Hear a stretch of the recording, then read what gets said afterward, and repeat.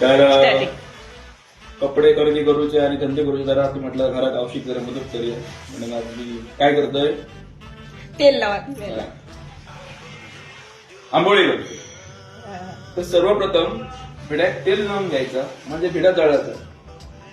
बरोबर की? जळत नाही पण नाही तर आंबोळी उचलायची नाही. आंबोळी उचलायची. आंबोळी उचला कोणी तर तेल तेल लाव लावून काय तर असा मस्त बस, तेल बस, लावून बस. घ्यायचा ओला ओला करून टाकायचा पेढा बस बस बस तेलात आणि ढवळ त्याच्यात कर. पेलो असता तो ढवळून घ्यायचो हा. आणि हे असं घ्यायचं पीठ होय जातो हा.